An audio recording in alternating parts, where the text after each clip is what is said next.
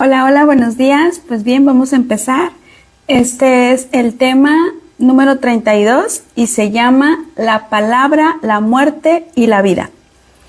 Como hemos visto las últimas semanas que hemos estado hablando acerca de la palabra, del poder de la palabra en nuestra boca, hoy vamos a concluir con esta serie, por así decirlo. Y hemos estado viendo que por medio de nuestras palabras nosotros tenemos el poder de estimular, fortalecer y alentar a las personas que están cerca de nosotros.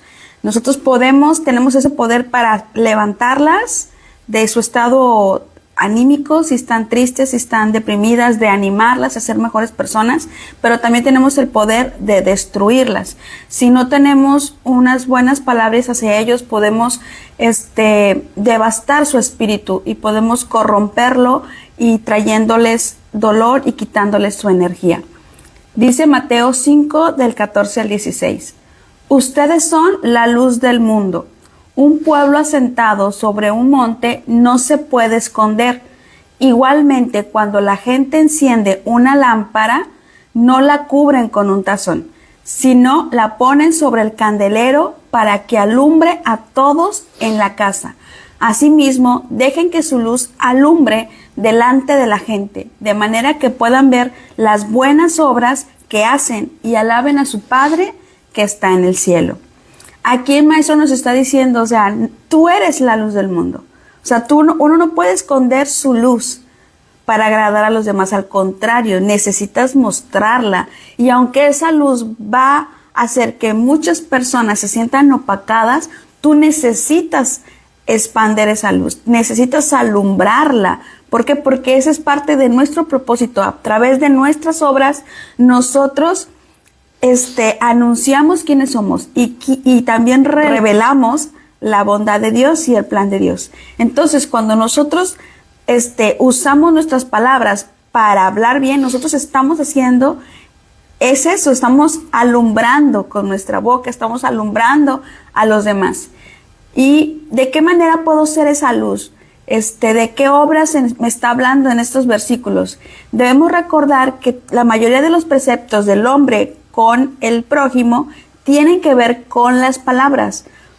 Todos los preceptos que tienen que ver de mi relación con otras personas está incluida en mi palabra. Y yo debo de tener mucho cuidado de cómo la uso. Si la uso para bien, para hacer buenas obras, o si la uso para hacer malas obras. Y vamos a ver algunos ejemplos. Uno de ellos es la visita al enfermo. Cuando tú vas y visitas a una persona que está en una situación precaria de enfermedad, que está postrado en cama o que está pasando por un momento difícil, de algún familiar que está enfermo, internado, nosotros lo que tenemos que hacer, el objetivo de ir y visitar a esa persona es de animar y reforzar la fe en Dios, de que Dios hace milagros, de que Dios es capaz de hacer todo, de que para Dios no hay imposible, incluso la enfermedad, de que lo que nosotros vemos físicamente con nuestros ojos, Dios es el que lo está provocando. Dios provoca que el sol salga, Dios provoca que llueva, Dios provoca todo lo que hay a nuestro alrededor, naturalmente hablando, Dios lo provoca y Dios tiene el control sobre ellos. Entonces, si Dios tiene poder sobre las cosas naturales del mundo, con mayor razón tiene poder sobre las enfermedades y sobre las situaciones difíciles. Entonces, cuando nosotros visitamos a un enfermo, nuestras palabras tienen que ser de aliento, de recordarle que Dios tiene el control de todo, aún incluso en esa situación que la persona ve que posiblemente Dios no está con ella, aún decirle, aún aquí donde tú ves que no está Dios, Dios está aquí. Dios tiene todo bajo control. Tú lo único que tienes que hacer es creer que Dios es un Dios de milagros, que para Él no hay imposible. Nosotros tenemos que orar por esa persona, orar por su enfermedad, declarar que Dios va a hacer una obra maravillosa en su vida. Tenemos que ofrecerles palabras de ánimo, de curación, porque si no lo hacemos, entonces nuestra visita sería en vano. Y es posible que si nosotros vamos a visitar a un enfermo y no le demos palabras de aliento de que confíe en Dios, esa persona se deprima más y que se desespere porque no escucha palabras de aliento. Otra de las situaciones en donde nosotros podemos usar nuestra palabra para ayudar a alguien es en el consuelo cuando una persona está en luto. Cuando ha fallecido algún familiar, alguna persona querida, nosotros tenemos la oportunidad de ir y visitar a esa persona y darle palabras de aliento, darle palabras de fe, de que ya esa persona está en un mejor lugar, de que esa persona sí estaba sufriendo, ya no está sufriendo, porque cuando nosotros estamos aquí en este plano espiritual, nosotros vemos dolor, vemos sufrimiento, pero cuando nosotros ya pasamos a otro nivel espiritual, cuando ya no estamos en esta tierra, que ya la persona falleció, ya esa persona dice la palabra que ya no sufre, que ya está en otro plano espiritual, que ya está, ya dejó atrás la enfermedad, ya está en un lugar mucho mejor. Entonces nosotros tenemos que darle esas palabras de consuelo. Si los visitamos, decirles que, recordar las cosas buenas que la persona, que falleció hizo, recordar, el legado que dejó, no recordar las cosas malas. Es malísimo ir a un funeral y estar hablando de las cosas malas que hizo la persona, o de que, por eso le pasó esto. No, nosotros tenemos que quitarnos esas palabras. Solamente tenemos que dar palabras de aliento y no tratar posiblemente de decirle no, o sea, de que decirle a la persona, no, es que no llores, no. Darle consuelo, darle ánimos y dejar que se desahogue y estar ahí con palabras de aliento y de ánimo. Porque si nosotros vamos a un lugar y decimos palabras negativas, vamos a ocasionar un daño.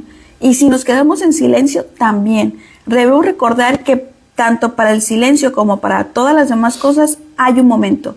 Y el silencio no puede estar en un lugar donde nosotros vamos a visitar a una persona que ha tenido una pérdida. Entonces tenemos que tener palabras de aliento siempre en nuestra boca. Para la caridad. ¿Qué relación tiene la caridad con el poder de la palabra? Los sabios enseñan que mientras una persona es caritativa con el necesitado, es bendecida con muchas bendiciones. Pero la persona que ofrece palabras de estímulo al necesitado es bendecida doblemente. Eso significa que hablarle al necesitado y sostenerle moralmente tiene más valor que cualquier ayuda económica. Y eso es porque la palabra tiene poder. Cuando tú le dices a una persona, tú la ayudas económicamente, está pasando por un momento difícil, y la ayudas económicamente, pero no le das palabras de aliento, tienes una bendición por haberlo ayudado, pero vas a tener una doble bendición si tú le das palabras de aliento. Incluso si solamente lo que le das es algo mínimo, algo, por así decirlo, algo simbólico, que tú dices, bueno, no tengo tanto, pero te voy a ayudar con esto, pero no te preocupes, Dios está contigo y Dios te va a sacar de esta situación. Tú confía en Dios. Cuando uno hace eso, la bendición que recibes al hacerlo es doblemente que si le hubieras dado $1,000,000, pero no le hubieras dado ni una sola palabra de aliento. Entonces, nosotros tenemos que aprender que pocas palabras de estímulo pueden reconfortar a una persona desesperada y darle vida. Literalmente, cuando tú le das palabras de fe a una persona, le estás dando palabras de vida. Y es que el que enseña al pobre sobre la fe y lo guía a cómo orar y elevarse de su situación es algo que no tiene precio. De hecho, anoche estaba hablando con una persona que me decía, que me decía, es que esta persona me ayudó mucho. Esta persona, me enseñó a orar.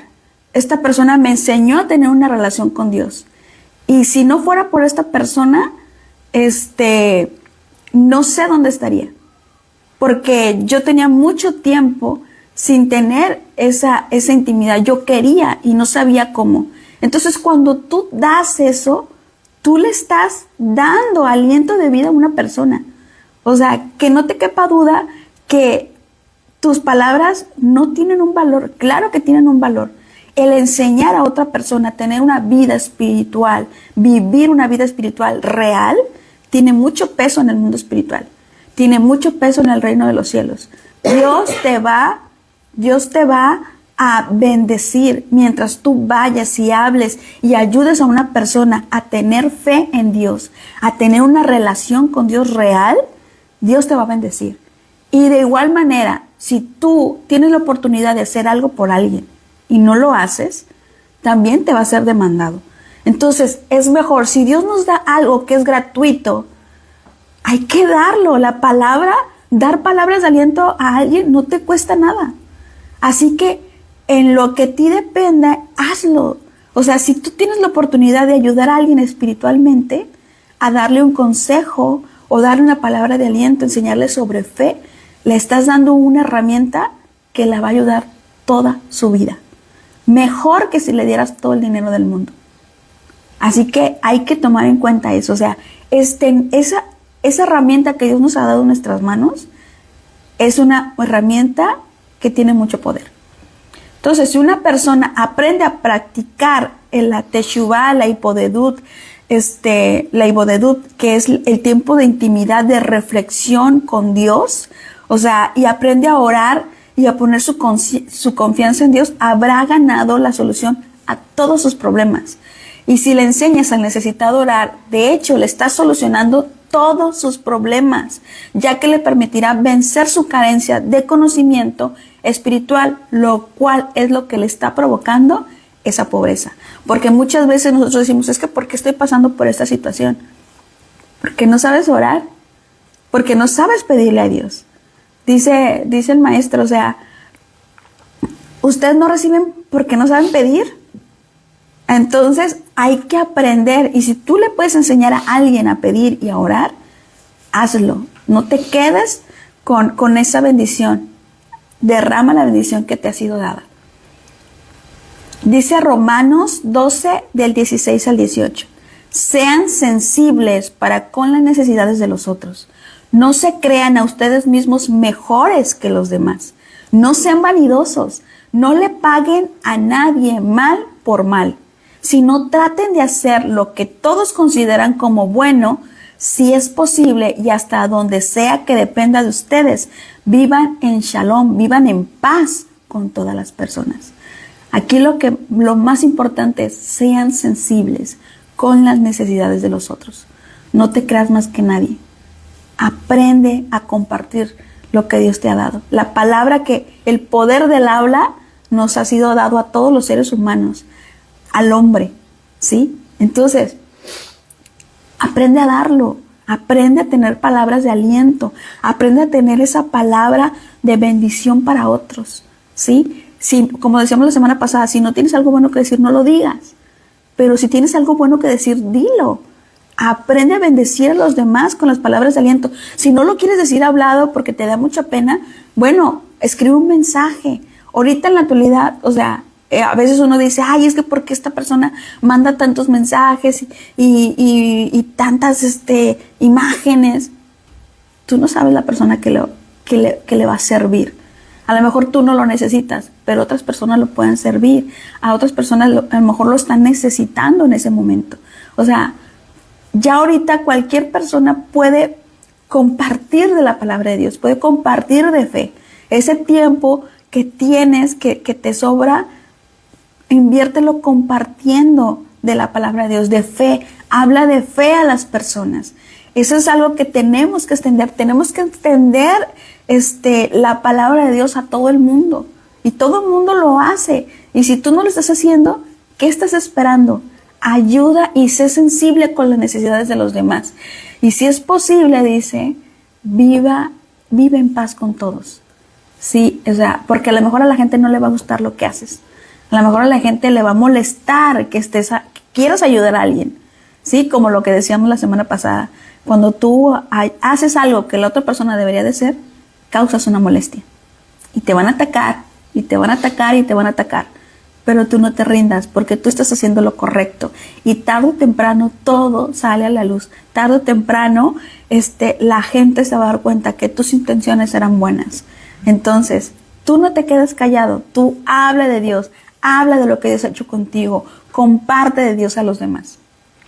En otra área donde nosotros también podemos ayudar con nuestras palabras es en la paz matrimonial, en nuestro matrimonio, y es aquí donde encontramos la mejor expresión para nuestras palabras, porque en nuestro hogar, en nuestra paz matrimonial, nuestra palabra tiene mucho poder, tiene mucho peso, y es que toda la paz del hogar depende de la boca.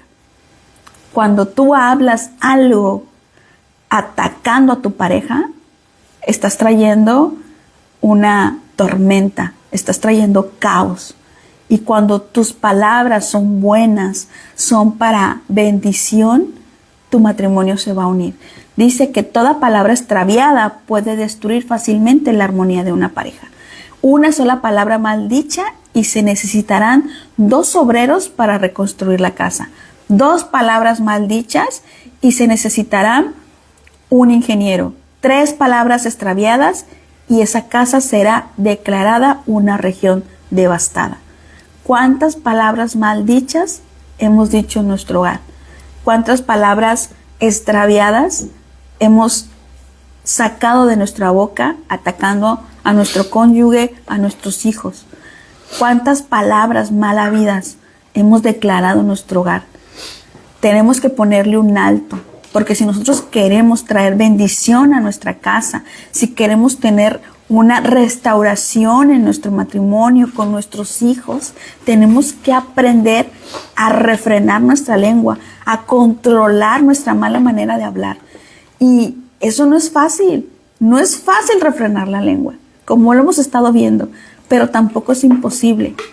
Dice que la paz matrimonial depende de cada palabra apropiada. ¿Cuántas palabras de amor debemos decir? Las que sean necesarias y más. Entre más palabras de amor digamos, es mejor. De amor nadie se muere. Y eso que nos enseñaron es que, porque nos dicen, no, que a la mujer ni todo el amor ni todo el dinero. No, estás equivocado. Todo el amor. A una persona hay que darle todo el amor que necesita. Y más, a los hijos también. No, es que si los apapachas, si los consientes, el amor también pone límites, pero sigue siendo amor. Cuando tú disciplinas a tus hijos, siempre hazlo en amor. El amor nunca va a estar de más en el ser humano.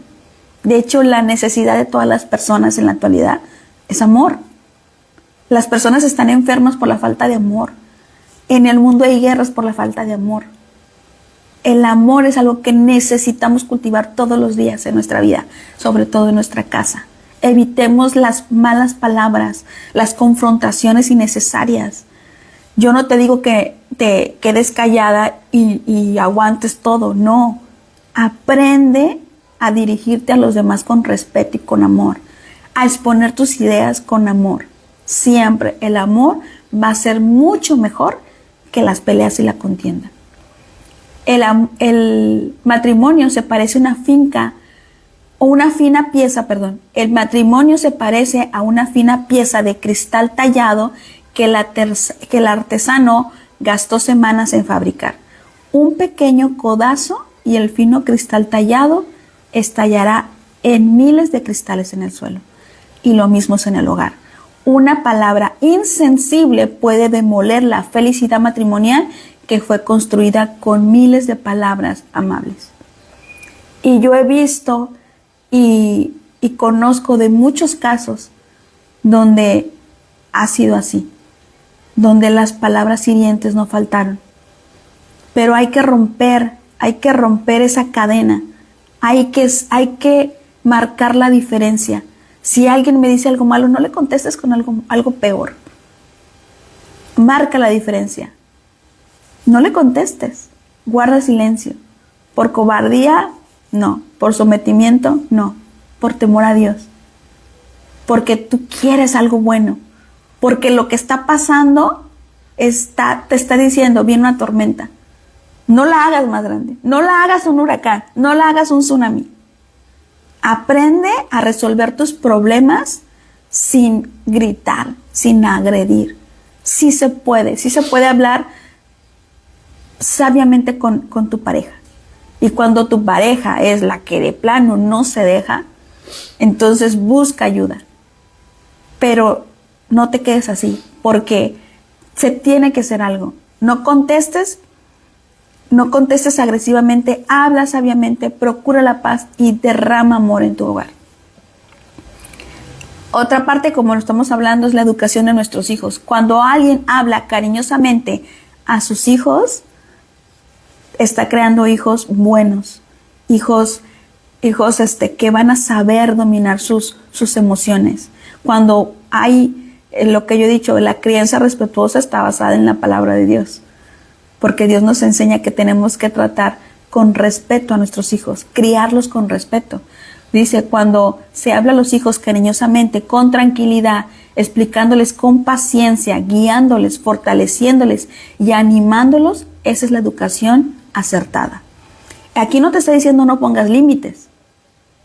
Te está diciendo trátalos con tranquilidad, respetuosa, con cariño, con paciencia. Fortalece sus áreas débiles, ¿sí? Ayúdalos a modelar su carácter. Modela el amor de Dios con tu conducta hacia ellos. O sea, pero si los amenazas, si les gritamos, si los humillamos, entonces solamente no los estamos educando, sino que estamos debilitando su espíritu y les estamos arruinando su vida. Muchos de los matrimonios que se destruyen en la actualidad es por niños o niñas que fueron criados agresivamente, porque fueron criados con castigos, con golpes, con humillaciones, y ellos al no poder expresar su dolor, lo expresan en su matrimonio, golpeando, humillando a sus parejas por la mala crianza que tuvieron, porque no les enseñaron a canalizar. Entonces, no destruyas la vida de tus hijos. Enséñales con amor y con palabras de amor que sí se puede tener una vida sana, una familia sana. El éxito o el fracaso de nuestros hijos dependen completamente de nuestra lengua. Ahí en Proverbios 31 están las palabras con el que fue educado el rey Lemuel, que está hablando del rey Salomón. Las palabras de sabiduría de la madre hacia él. O sea, ayuda a tus hijos, dale palabras de aliento, ¿sí? Solo una madre o un padre que sabe animar y apoyar los buenos deseos y cualidades de sus hijos puede considerarse un verdadero educador. Si tú no sabes animar a tus hijos y no los sabes apoyar, no eres un buen padre, ni una buena madre. Tienes que aprender a guiar a tus hijos. No como te enseñó la cultura, no como te enseñó tu familia. Rompe el molde, rómpelo. Estudia la palabra, medita en ella. Busca cómo educar a mis hijos dentro de la palabra. Ponle límites en el amor. No destruya su vida. Arruinar la vida de un niño por medio de la humillación, degradación y palabras amenazadoras es terriblemente fácil. Si no controlamos la lengua, lo estamos haciendo. Aprendamos a refrenar nuestra lengua. El respeto a los padres. Este es uno de los muy pocos preceptos cuya recompensa ya es revelada en este mundo. Nos dice, el que no respeta a sus padres, que muera, ¿no? Entonces, si tú respetas a tus padres, se te van a añadir años de vida, ¿sí? Entonces, los sabios nos enseñan que es posible que un hijo alimente a su padre con los mejores manjares que existen y aún pierda esa bendición. Mientras que otro hijo haga trabajar a su padre arduamente y a pesar de ello sea recompensado con el paraíso. ¿Qué significa esto? ¿Cómo puede ser posible esto? Los sabios explican que cuando una persona puede dar a sus padres $1,000,000 cada día, los mejores regalos, pero les habla duramente, es como si no hubiera hecho nada por ellos. Y hay muchos hijos que son así, ¿no? Que dicen, yo cumplo con darles. No tengo por qué ir a visitarlos, no tengo por qué pasar tiempo con ellos. O sea, yo estoy cumpliendo. Y no es así. Realmente es como si no les diera nada. Es como si no hubiera hecho nada por ellos. Y no solamente no recibe esa recompensa de la longevidad, sino que es castigado. Y lo mismo también, y lo contrario es lo mismo. O sea, Si tú, a lo mejor tú no tienes para darle dinero a tus padres, pero tú los visitas, tú estás con ellos, tú les das palabras de aliento, los tratas bien, entonces Dios te bendice, ¿sí? Porque la honra no solamente es dar algo, la honra es amarlos, respetarlos. De hecho, en una de las clases vimos que una manera de honrar a nuestros padres es no teniendo problemas matrimoniales, es no causarles un dolor de que yo y mi esposo no estamos bien. Cuando yo y mi esposo estamos bien, yo estoy honrando a mis padres. ¿Por qué? Porque no les estoy causando un dolor o una pena. Entonces, hay que buscar la manera de honrar a nuestros padres, respetarlos de la manera correcta. Si tienes para darles, gloria a Dios, pero no solamente te quedes con darles algo monetario, darles también tu presencia, darles tu tiempo, darles palabras de aliento. Escúchalos, platica con ellos. ¿De qué? De lo que ellos quieran platicar. Dale su tiempo. Otra de las maneras que podemos usar nuestro poder con el habla es respetando a todas las criaturas. Los sabios enseñan que una persona honorable es aquella que honra a su prójimo. El respeto a los demás depende de la forma en la que les hablamos. ¿Hablamos de una manera amable y respetuosa o en un tono condescendiente y humillante? ¿Cómo tratas a los demás? ¿Cómo tratas a tus vecinos? ¿Cómo tratas a las personas que te atienden en un establecimiento? ¿Cómo eres? ¿Eres una persona respetuosa o eres una persona que le gusta humillar a los demás? Que le gusta sentirse más que otros. Debemos procurar no ofender o desacreditar con nuestras palabras ni con nuestro lenguaje corporal. Y fíjate que es algo que muchas veces hacemos. A mí se me nota cuando algo me molesta. Yo tengo una expresión corporal, todo mi cuerpo grita que algo me molesta. Todo, aunque yo no diga nada, soy como un libro abierto. Así me decían. Dice, tú eres como un libro abierto, o sea, a ti se te nota cuando alguien te cae mal, se te nota cuando algo te molesta. Bueno, no que me caiga mal, realmente no hay alguien que me caiga mal. Simplemente a lo mejor no congenio con esa persona, pero no es que me caiga mal alguien, pero se me nota que no, o sea, y eso se nota, o sea, cuando algo te molesta, se te nota con tu lenguaje. Entonces dice que debemos de procurar no ofender a alguien, incluso con nuestro lenguaje corporal. También de eso tenemos que cuidar, o sea, tenemos que poner atención lo que estamos diciendo sin hablar, porque también hablamos sin hablar. Entonces el silencio otorga, ¿no? Así, pues también nuestro silencio, nuestra imagen corporal dice muchas cosas. Entonces hay que también tener respeto a las personas con nuestro lenguaje corporal. El respeto a cada uno es señal de una auténtica humildad. El agravio a otra persona es señal de arrogancia. Así conoces a las personas.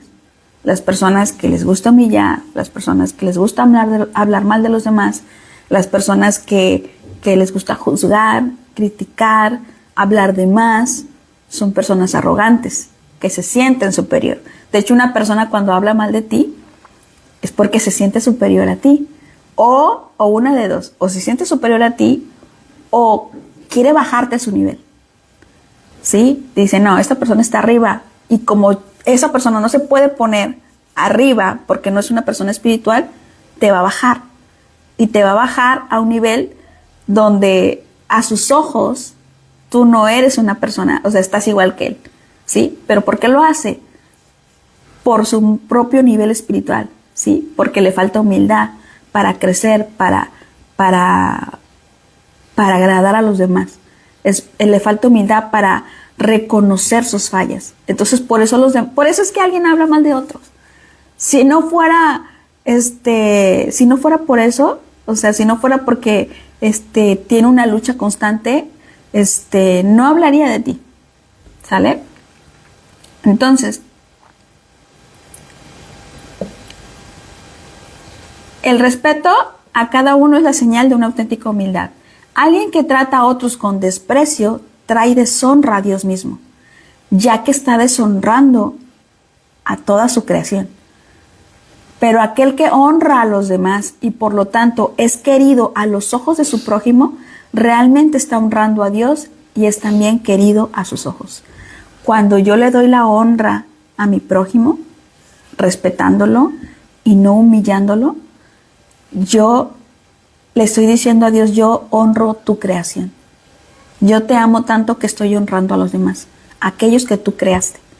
Y cuando hago lo contrario, le estoy diciendo, estoy deshonrando lo que Dios creó.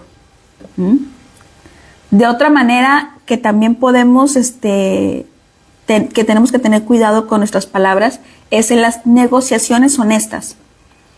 Dice así, los sabios enseñan que antes de morir y de que estemos frente al tribunal divino, debemos preguntarnos, ¿hemos negociado en nuestra vida con fe? Con fe significa que el hombre es fiel a su palabra y no cambia la verdad, que su no es no y su sí es sí. Si has escuchado eso, ¿no? Que tú no sea no y que tú sí sea sí. O sea, piensa bien lo que dices. ¿Por qué? Porque si no lo hacemos, vamos a estar cayendo en negociaciones que nos pueden impedir, nos pueden impedir la entrada al mundo venidero, al paraíso, por así decirlo, ¿no? Nos pueden causar una carga espiritual muy grande, ¿sí?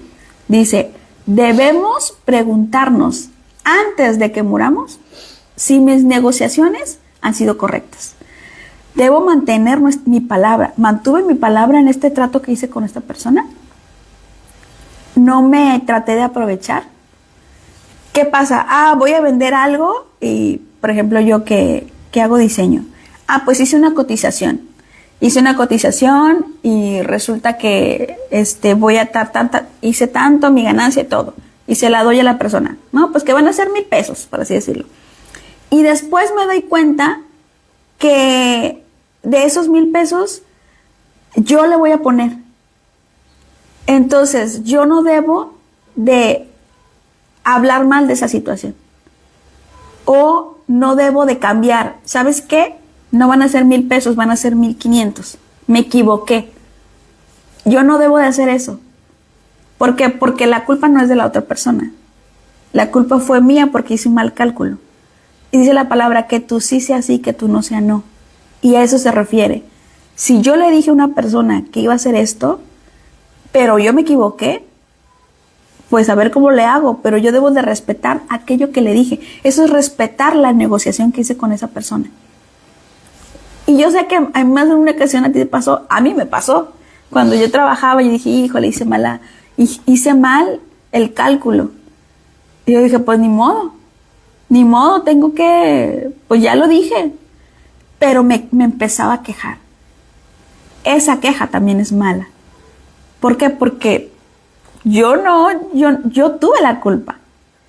¿Sí? Y a veces incluso voy hasta hablar mal de la persona. Voy a decir, no, es que por ayudarla o por esto y hasta tuve que dar de más.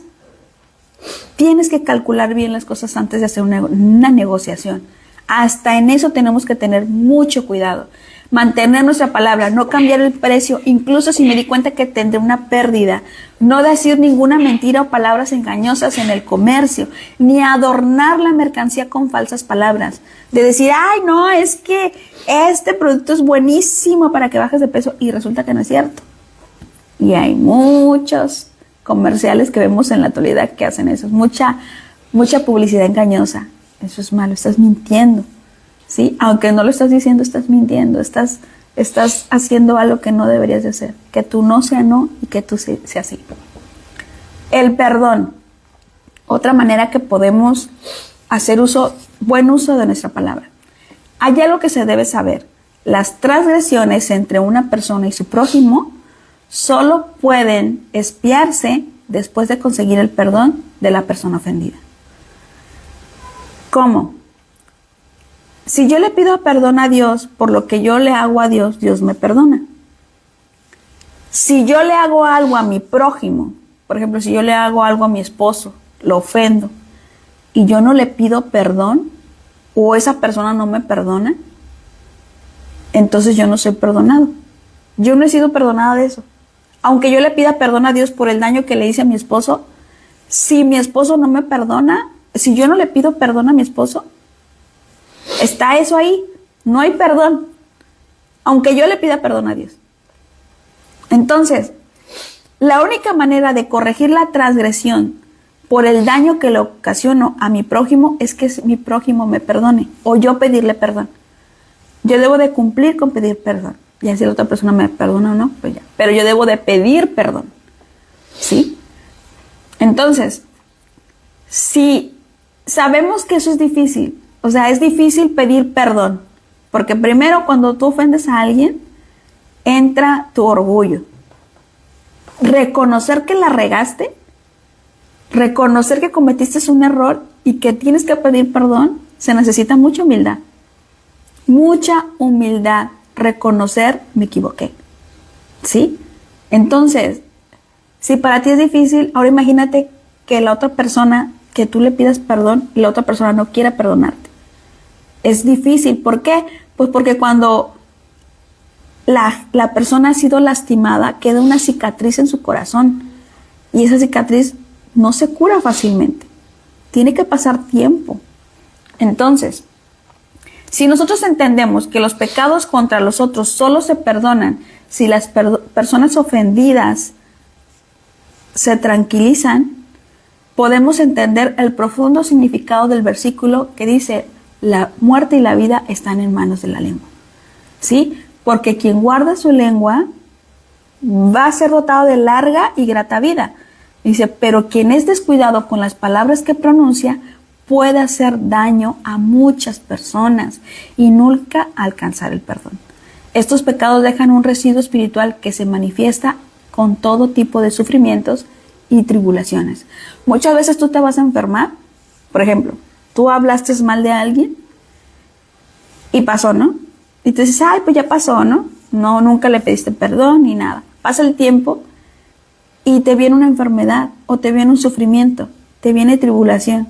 Y tú dices, pero ¿por qué me está pasando esto? Porque hablaste mal de alguien o ofendiste a alguien y nunca le pediste perdón. Es como una bala que se dispara. Un chisme es como una bala que se dispara, no la puedes detener. Igual manera, tienes que buscar a la persona y pedirle perdón. Busca. Si tú tienes algo que arreglar con alguien, arréglalo. Y ahorita lo vamos a ver. Dice, nada puede ayudar a alguien que ha pecado contra otros, mientras esas personas no hayan sido tranquilizadas. Es por eso que Dios, con su infinita misericordia, le manda al hombre sufrimientos como una llamada de atención, para que se despierte a buscar lo que ha hecho mal y lo corrija. Cuando tú estás en medio de una tribulación, de un sufrimiento, tú siempre te tienes que preguntar, ¿por qué me está pasando esto? ¿Para qué me está pasando esto? ¿Y qué tengo que hacer con esto? ¿Sí? O sea, ¿qué tengo que aprender? ¿Sí? Pregúntate siempre, es lo que vimos en la clase de los 3 niveles de la fe. Cuando viene algo a mi vida, ¿por qué me está pasando esto? Y encontrar, buscar. Y si me doy cuenta que es por cosas que no he arreglado en mi vida, hay que empezar a arreglarlas.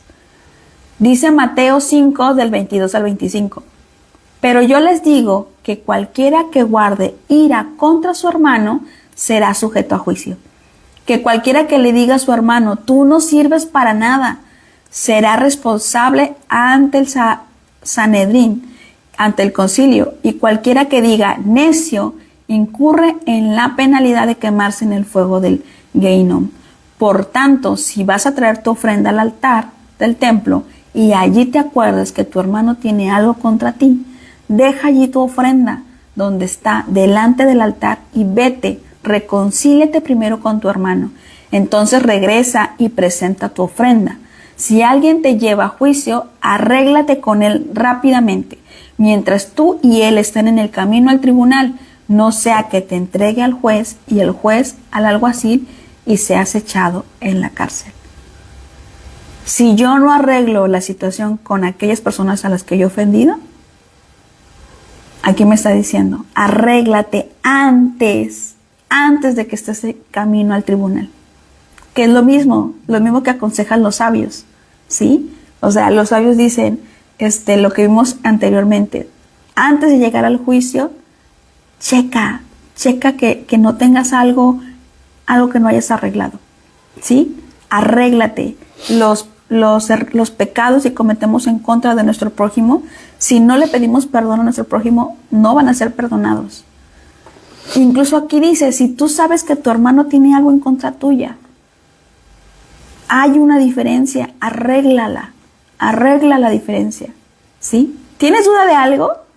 Y quieres estar seguro, antes de hablar, mejor ve con la persona involucrada. Pregúntale. Fíjate que me enteré de esto. ¿Es cierto? Arregla las situaciones. No guardes resentimientos antes de tiempo. Porque aunque le pidas perdón a Dios por haber ofendido, por haber hablado mal, si tú no le pides perdón a la persona a la que ofendiste, de nada va a servir. Esto no quiere decir que los pecados contra el Creador no son también muy graves. Seguramente cualquier persona que peca contra Dios y no se arrepienta trae hacia ella muchos sufrimientos. La diferencia se encuentra en la facilidad de hacer teshuvah.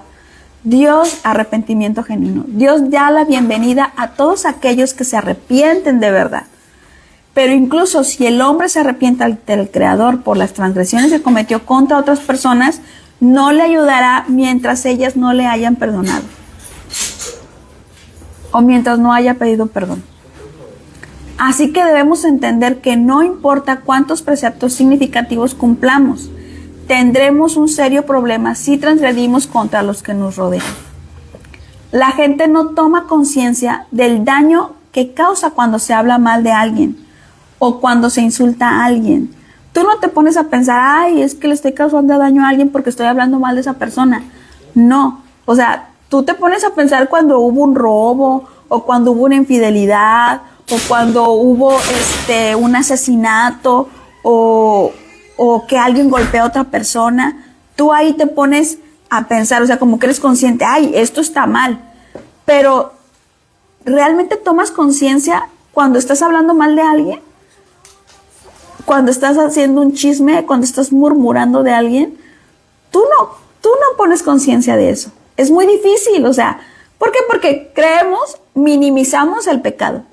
O sea, tendemos a decir, este pecado es más fuerte que este otro, o este es más malo que el otro, pero no. Si tú te pones a leer la palabra, el pecado más grande para Dios, el más abominable para Dios, es la división, es el hablar mal de otras personas, el que causa contienda.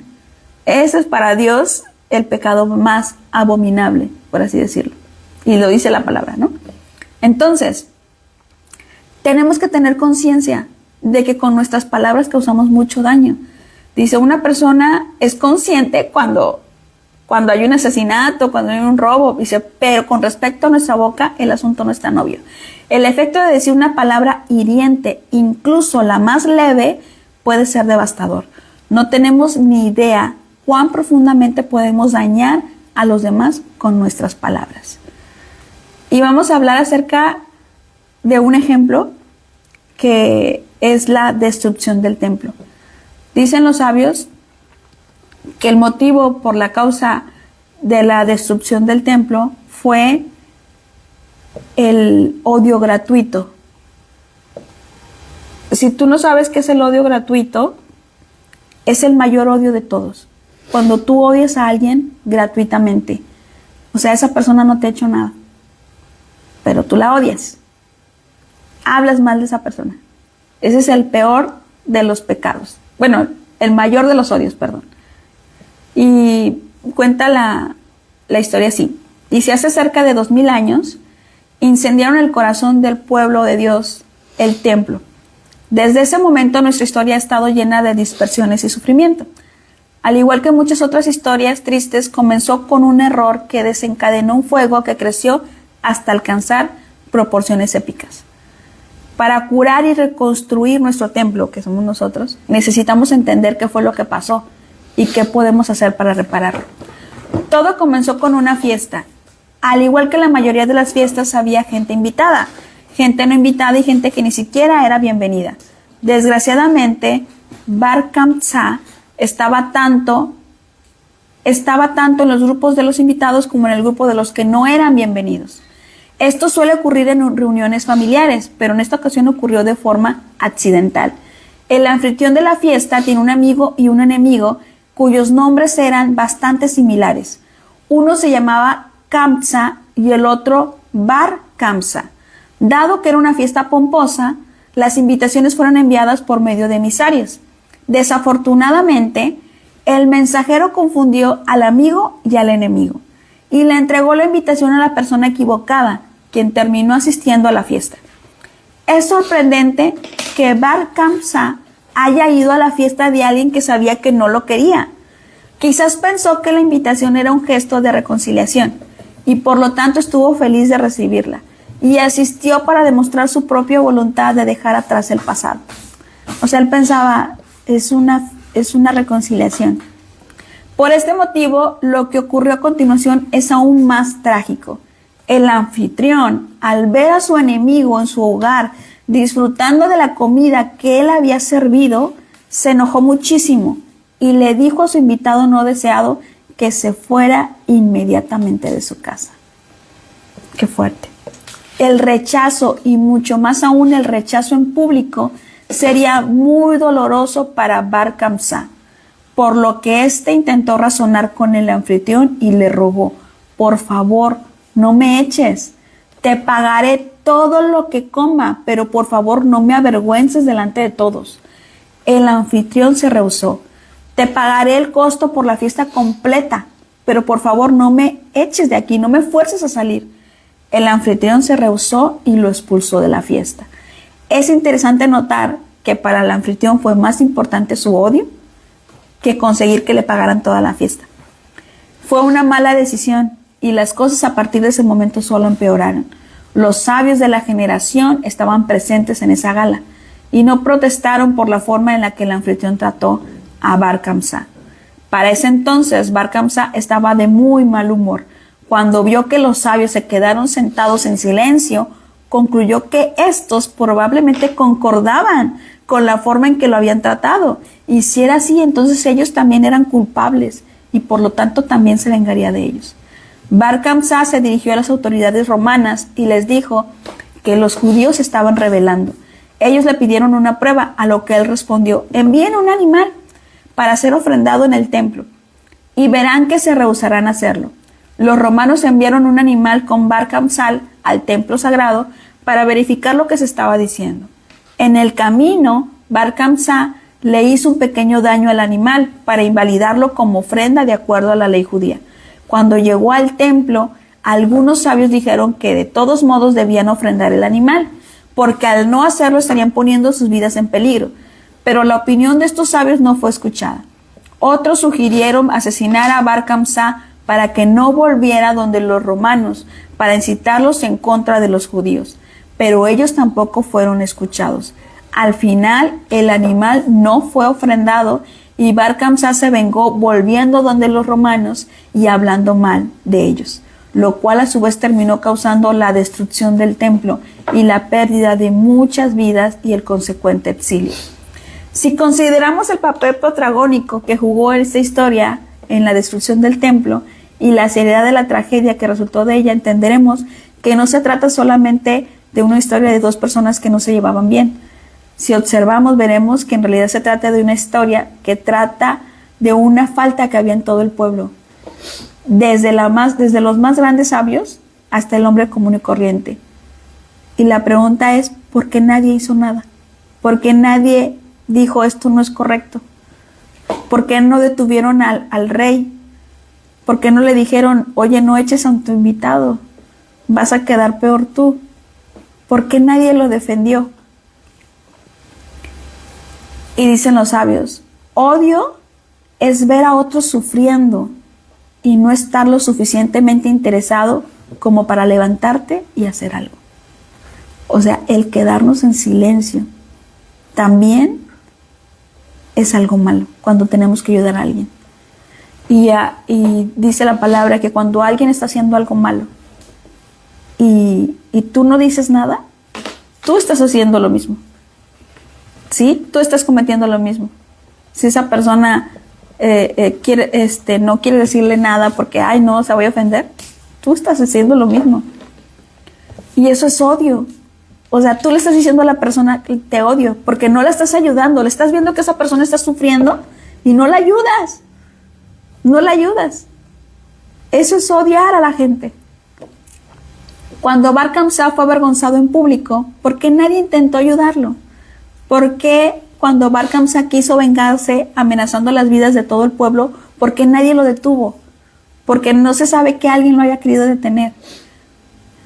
El nivel de pasividad que vemos cuando se trata del bienestar de los demás es asombroso. ¿En dónde estaba el humanismo, la empatía en las personas? ¿En dónde estaba el amor? Cuando los sabios enseñan que el templo fue destruido por odio gratuito, se refiere a esto. Esto es odio gratuito. No haces nada para evitarlo. Estás trayendo destrucción. Haz algo. No te quedes callado. Dice, odio no es solo dañar a alguien activamente, sino que también es no sentir interés. Hay odio cuando vemos a otros sufriendo o en peligro y no nos interesamos lo suficiente como para levantarnos y hacer algo. Si lo pensamos, tratar a otros como si no existieran es el mayor odio que puede existir. Así es.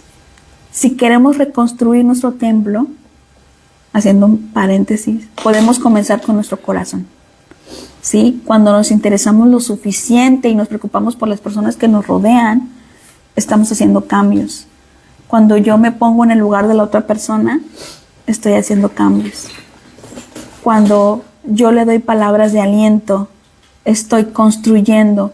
Cuando nos movemos para ayudar, cuando le ayudo a alguien con palabras de aliento, cuando me intereso, cuando la escucho, cuando a ver, esta situación está pasando, cuando trato de investigar qué es lo que está pasando, estoy construyendo. Cuando me quedo callada, cuando, ay no, es que se va a ofender, estoy odiando. Estoy odiando a la persona a la que le están haciendo daño. Necesitamos cambiar nuestra vida. Necesitamos hacerlo. ¿Cómo podemos empezar? Orando. Tenemos que pedirle a Dios que cambie nuestra manera de hablar, o que si tenemos que hablar, que nos motive a hacerlo. Si tenemos que guardar silencio, que lo guardemos. Tenemos que pedirle a Dios que nos ayude a controlar nuestra lengua, que nos recuerde el poder que tenemos en nuestras palabras, al decirlas y al no decirlas, que nos recuerde el poder que tenemos con nuestro lenguaje corporal, con nuestras acciones. Y a Dios le encanta ayudar a aquella persona que se lo pide. Si tú le pides a Dios que te ayude, que tú quieres reparar el daño que has hecho, y tú dices, es que, ya no puedo encontrar las personas que les hice daño. ¿Cómo las voy a encontrar? No tengo su número, hace muchos años que no las veo. Tú pídele a Dios que quieres reparar el daño. Dile, Padre, yo quiero reparar el daño que les hice. Dios es un Dios de milagros. Y que no te sorprenda que si tú se lo pides de todo corazón, tarde o temprano te encuentres con aquellas personas y tengas la oportunidad de arreglarte con ellas. Porque ese es el poder de la palabra. Ese es el poder de la oración. Amén, amén. Pues bueno, espero que haya sido de bendición este tema. Sí, nos vemos la próxima semana y estamos entrando a la recta final, así que espero contar contigo. Que Dios te bendiga.